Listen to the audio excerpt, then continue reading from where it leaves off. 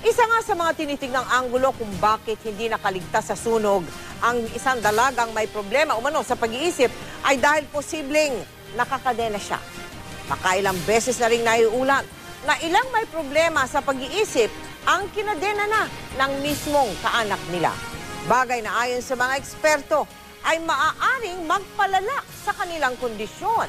Nakatutok si Cara David.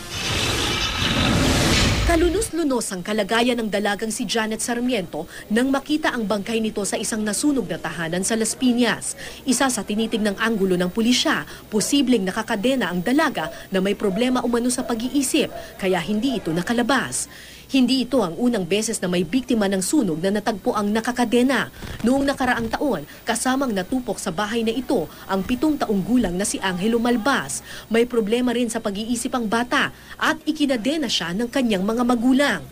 Sa isang bansa kung saan mataas pa rin ang stigma o diskriminasyon laban sa mga taong may problema sa pag-iisip, hindi na bago ang mga insidente ng paggapos o pagkulong sa mga kaanak.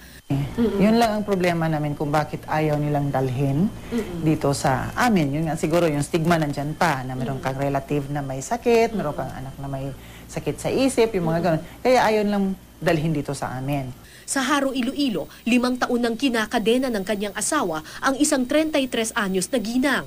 Katwiran ng mister, kailangan niyang ikadena ang asawa para hindi ito makalabas ng bahay at mapadpad sa malayong lugar. Ayon sa mga psychiatrist, lalo lang daw pinapalala ng ganitong gawain ang psychosis at hallucinations ng isang pasyente. Alam nilang kung sino nagtali sa kanila. So, yung mga paniwala nilang mga tinatawag nating delusion nga, mas lalo pang tumitindi.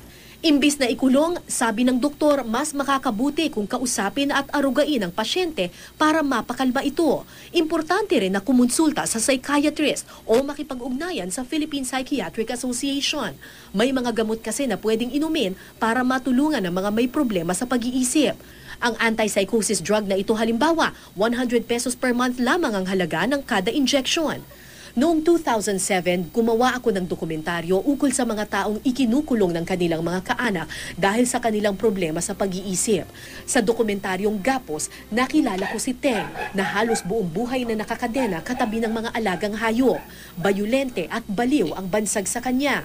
Pero sa tulong ng isang psychiatrist, pina-injectionan namin ng anti-psychosis medicine ang binata. At makalipas ang 1 buwan, isang bagong Teng na ang sumalubong sa amin. Salamat sa gamot at salamat sa suporta at pagtanggap ng pamilya. May solusyon naman. Ang gaganda ng mga gamot. Ngayon, isipin nyo tao pa rin to. Di ba? Dapat humane pa rin yung pagtrato sa kanila. They have the right to be respected and to be treated with dignity. Cara David, Nakatutok, 24 Oras.